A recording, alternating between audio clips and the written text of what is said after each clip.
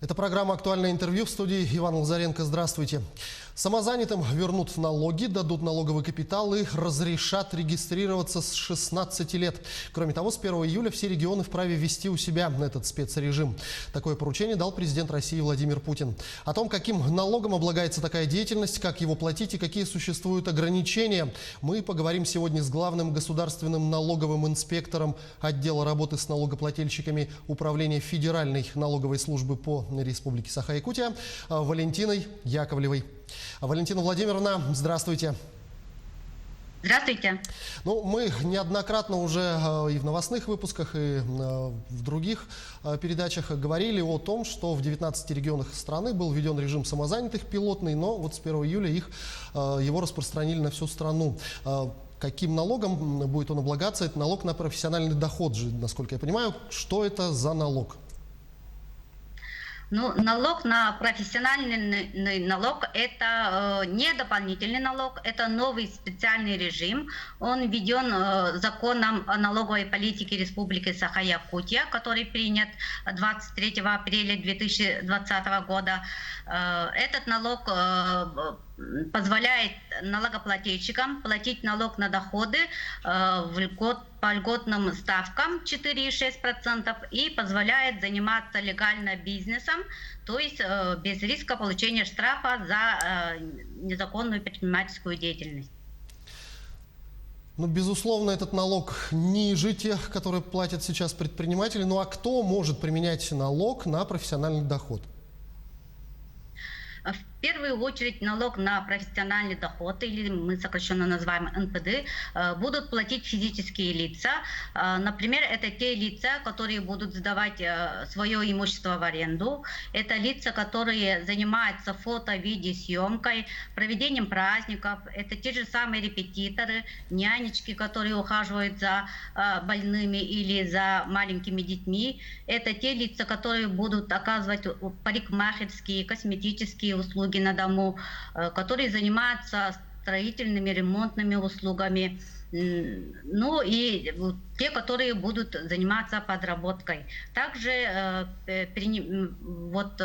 этот режим могут применить индивидуальные предприниматели, если они не будут иметь наемных работников.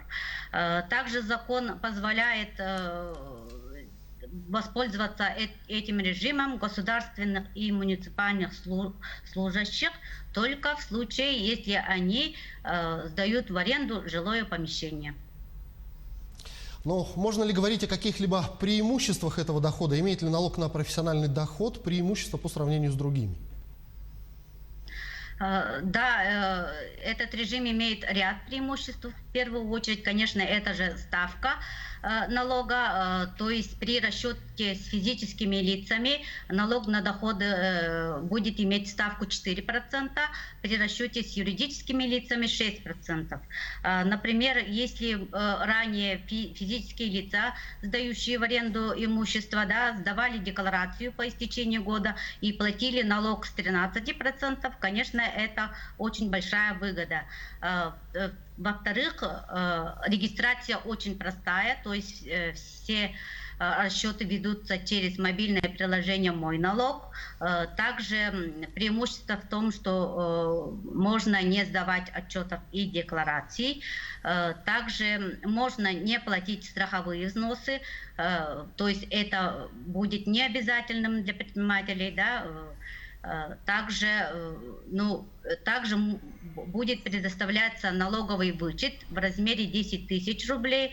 Это значит, что в приложении будет автоматически считаться пониженная ставка налога, то есть в первый год регистрации вот этот вычет позволяет платить меньше налога.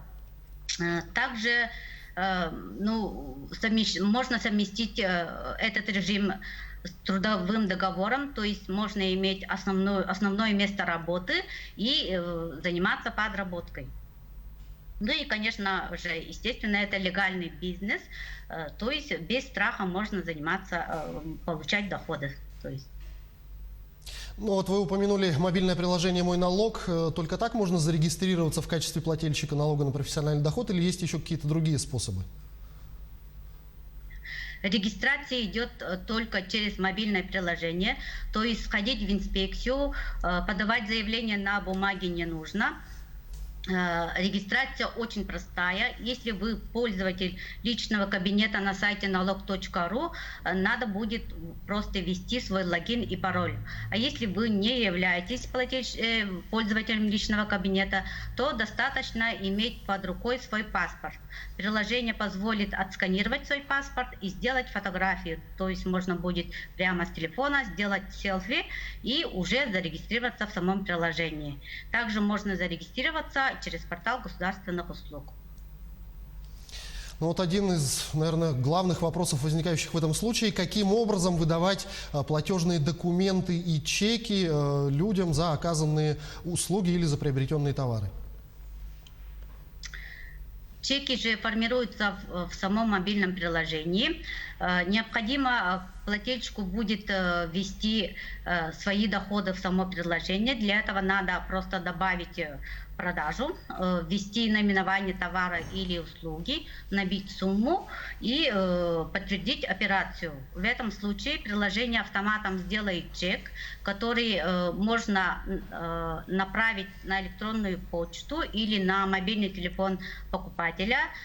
Также можно его распечатать и выдать лично. Ну а как выглядит уплата налога на профессиональный доход? Это как какое-то разовое мероприятие раз в год или нужно уплачивать этот налог ежемесячно? Считать налог не нужно, то есть само приложение будет считать налог автоматом. Надо будет только вводить свои продажи постоянно в момент расчета.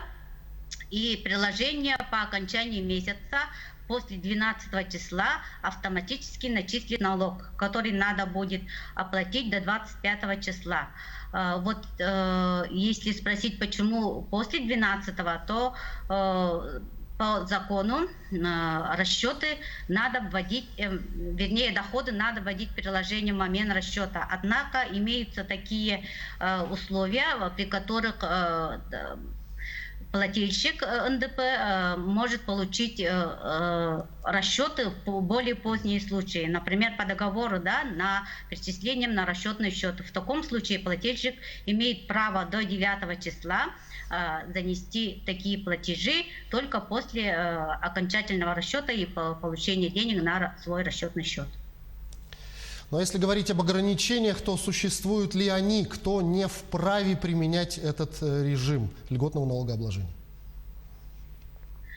Основное ограничение для всех, для физических лиц и для предпринимателей, это иметь доход за год не более 2 400 000 рублей. Также имеются ограничения для предпринимателей, то есть они не должны заниматься подакцизными товарами, которые маркируются, не должны заниматься перепродажей, не должны иметь наемных работников и не должны параллельно заниматься другим специальным налоговым режимом. То есть если предприниматель принимает решение заниматься, перейти, вернее, на режим налог на профессиональный доход, то в течение месяца он должен подать заявление в свою инспекцию о выходе из режима, который он применяет сейчас. Я хочу напомнить индивидуальным предпринимателям, что единый налог на объединенный доход ИНВД, он со следующего года отменяется. Соответственно, уже сейчас надо думать о переходе на другой режим. Мы предлагаем, конечно, вот этот льготный режим предусмотреть, если вы не имеете наемных работников. Но вот если кто-нибудь после нашей беседы заинтересуется переходом на такой режим налогообложения, то расскажите, в каких источниках можно узнать подробную информацию об этом налоге на профессиональный доход? Более подробную информацию можно получить на сайте налог.ру. Имеется раздел «Налог на профессиональный доход». Промо-страница находится прямо на главной странице сайта. Также с этого раздела можно перейти на вопросы-ответы, где уже подробно все изложено. Также консультацию можно получить по единому контакт-центру, номер телефона 8 800 и 7 двоек. Валентина Владимировна, я благодарю вас за беседу. Спасибо, что нашли время и ответили на наши вопросы. Желаю вам всего доброго.